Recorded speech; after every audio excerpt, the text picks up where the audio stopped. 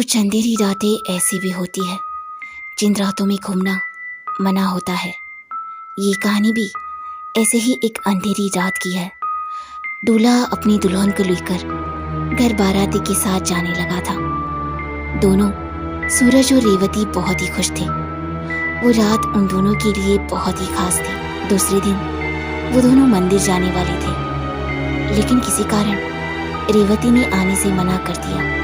उस रात के लगभग 11 ही बजे होंगे और घर में सभी सो रहे थे। तभी सूरज की अचानक से आँख खुली, क्योंकि उसे किसी की पायलों की आवाज़ सुनाई थी जो उसी के बेड के पास वाली खिड़की से आई थी। वो झट से उठा और उस खिड़की के पास जाके देखा।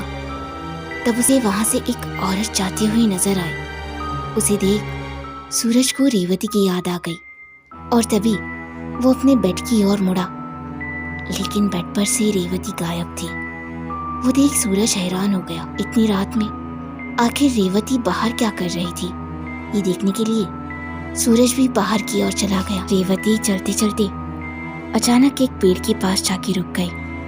कुछ वक्त के लिए सूरज भी उसे दूर से देखता रहा। उसे सही से कुछ भी दिखाई नहीं दे रहा था, क्योंकि रेवती की पीठ सूरज के सामने थी। कुछ पल के बाद रेवती वहां से मुड़ी और घर की तरफ चलने लगी। वो बेजान सी खोई खोई सी लग रही थी। वो आके सीधा अपने कमरे में सो गई। उसे ऐसे चलते हुए देख सूरज खुद में ही कुछ बुदबुदाया और फिर सूरज भी जाके अपने कमरे में सो गया। दूसरे दिन की सुबह रेवती को तेज बुखार आ चुका था और फिर सूरज उसे तुरंत हॉस्पिटल ले गया।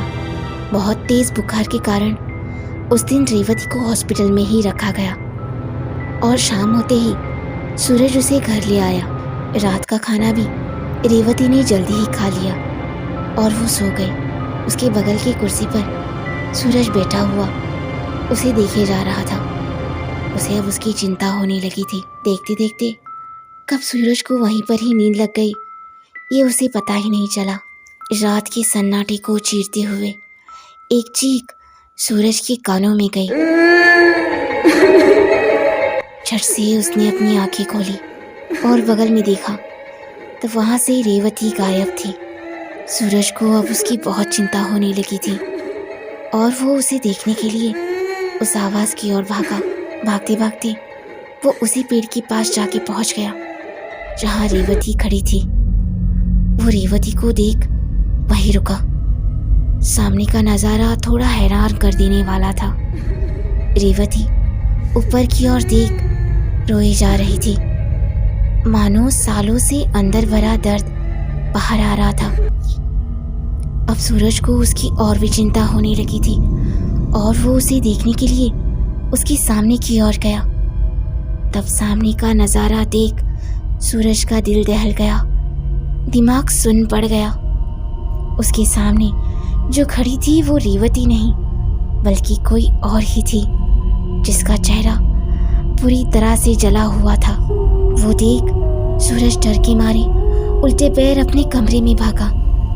उस शादी को लेकर अब उसके दिमाग में ढेर सारे सवाल उठने लगे थे। उस रात उसे नींद ही नहीं आई और दूसरे ही सुबह जल्दी जल्दी में वो रेवती के बारे में जानने के लिए उसके गांव चला गया। रेवती के घर पहुंचते ही वो कुछ पल चुपचाप बैठा रहा। टेबल पर रखा हुआ पानी का ग्लास वैसा का वैसा ही था।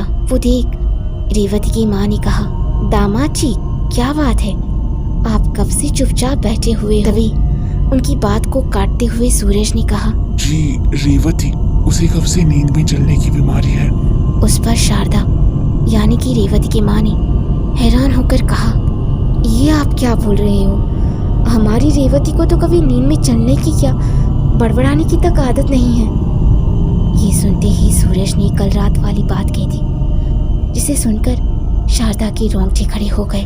सूरज और भी रेवती के बारे में कुछ पूछना चाह रहा था, लेकिन तभी सूरज को उसकी माँ का कॉल आ गया। अगर ये वीडियो आपको पसंद आती है तो वीडियो पर एक कमेंट ज़रूर कीजिएगा और वीडियो को लाइक भी।